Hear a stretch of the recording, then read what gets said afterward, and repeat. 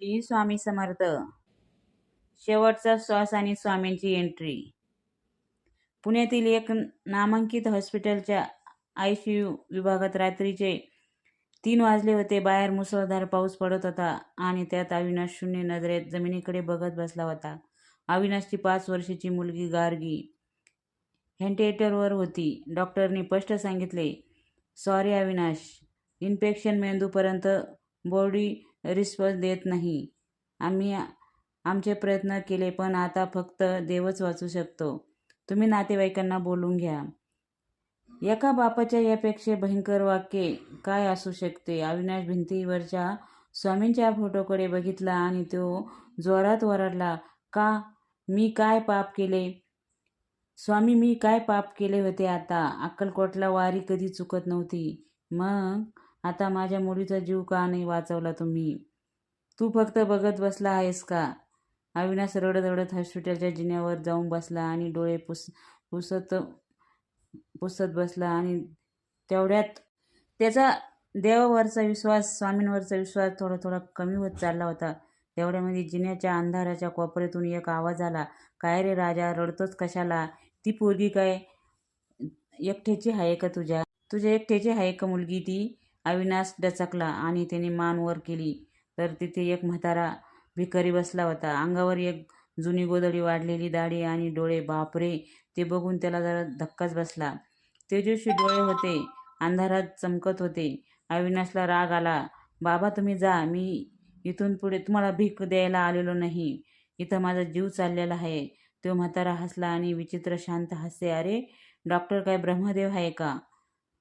त्यांनी सोडली आशा, तू का सोडतोस? जा, पुरीच्या कपड्यावर चिमूटभर राख अंगारा लाव. अविनाश काहीच समजेना. त्याने त्या म्हाताऱ्याने आपल्या फाटक्या खिशातून एक पुडी काढली आणि अविनाशच्या हातावर ठेवली. त्याच राख्याचा स्पर्श होताच अविनाशच्या शरीरात एक वेगळीच वीज सरसरली. त्याला काय झाले माहीत नाही, पण त्या म्हाताऱ्याला काही न बोलता त्याने धावत ICUकडे गेला. डॉक्टरांनी थांबायचा प्रयत्न केला. नर्सची धावपळ चालू होती. गार्गीचा BP लो होत चालला होता. मशीनचा आवाज टकटक. डॉक्टर ओरडले. अविनाश कोणाचंच नाही ऐकलं.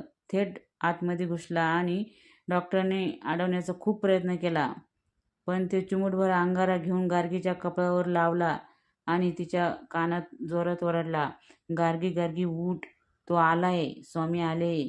आणि क्षणी त्या मशीनची लाईन प्लेट झाली. त्यातून टिन टिन असा सलग आवाज आला. अचानक तिथे एक जोरात बीप असा आवाज आला. डॉक्टर थकलेल्या सर्वांचे डोळे त्या मशीनकडे गेले. रुजायचे ठोके पुन्हा सुरू झाले होते. 70, 80, 90. सगळे डॉक्टर चकित झाले. आणि ती मुलगी गेले 48 तासापासून कोमत होती. अचानक जोरात श्वास घेतला आणि डोळे उघडले. तिचे क्षण आवाजात आणि हाक मारली, बाबा. डॉक्टर हावक झाले. डॉक्टरना काही कळना. हे मेडिकल सायन्सच्या पलीकडचे आहे. डॉक्टर म्हणता हे मेडिकलच्या सायन्सच्या पलीकडचे आहे. अविनाश आनंदाने आणि वेडापिसा झाला. तो धावत बाहेर आला आणि त्या म्हाताऱ्या बाबांचे पाय धरण्यासाठी त्याला सांगायचं होतं की बाबा तुम्ही देव आहात. पण तिथे जिन्यावर कोणीच नव्हतं आणि तिथे कोणी आलेलं पण नव्हतं. जिन्याचा दरवाजा आतून लॉक होता आणि सिक्युरिटी गार्ड झोपला होता. अविनाश त्यांना हलवून विचारलं, काका इथं कोणी म्हातारा आलेला आहे का? गोधडी पांघरलेला कुठे गेला आहे? त्या गार्डने उत्तर डोळे चोळत सांगितले, साहेब, डोकं ठिकाणावर आहे का? गेल्या 3 तासापासून हे गेट बंद आहे. इथं काही चिमणेपाखरू सुद्धा आलेलं नाही. अविनाशला विश्वास बसाना. त्याने आपल्या हातातले बघितलं आणि राखीची पुडी अजून त्या हातात होती. त्यातून अक्कलकोटच्या त्या वडाच्या झाडाखालचे मिसळलेले, निखरलेले आणि चंदनाचा सुवास येत होता. त्याला कळलं स्वामीच आले इथं. त्याला आठवलं की त्या म्हातारीचे ते शब्द, ती पोरगी काय तुझ्या एकट्याचीच आहे का? हे वाक्य त्याच्या डोक्यातून जात नव्हते. आणि त्याला हे आठवलं की म्हातारीचे हात गुडघ्यापर्यंत लांब होते. आजान बहू. अविनाश तिथेच गुडघ्यावर कोसळला आणि धाव मोकळून रडला.